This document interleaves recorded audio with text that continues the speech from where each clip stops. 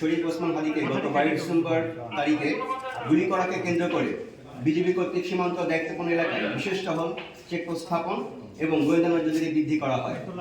সম্প্রতি চাঁপাইনবাবগঞ্জ সীমান্ত এলাকা দিয়ে দুষ্কৃতিকারীরা বাংলাদেশের অভ্যন্তরে বিশৃঙ্খল পরিবেশ সৃষ্টির লক্ষ্যে বেশ কিছু পরিমাণ অস্ত্র প্রবেশের পরিকল্পনা করছে বলে জানা যায়। এরই ধারাবাহিকতায় ঊর্ধ্বতন কর্তৃপক্ষের নির্দেশ মোতাবেক চাঁপাইনবাবগঞ্জ ব্যাটালিয়ন 53 বিজিবি এর মনোহরপুর দায়িত্বপূর্ণ এলাকায় সীমান্ত হতে আনুমানিক 1 কিলোমিটার বাংলাদেশের অভ্যন্তরে গোপালপুর নামক স্থানে একটি বিশেষ অভিযান পরিচালনা করা হয় আজ সকাল 9টার দিকে।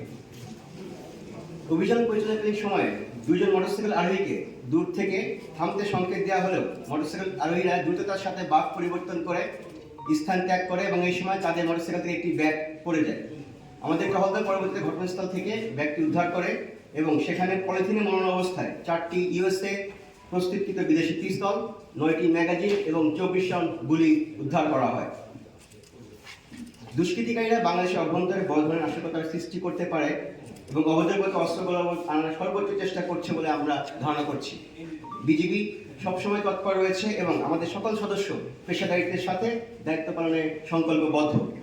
অস্ত্রগোলাবল চলাচল প্রতিরোধ ও দুষ্কৃতিকারীদের অনুপ্রবেশ ঠেকাতে বিজিবি সীমান্ত এলাকায় সার্বক্ষণিক নজরদারি এবং টহল কার্যক্রম জোরদার চলমান রয়েছে।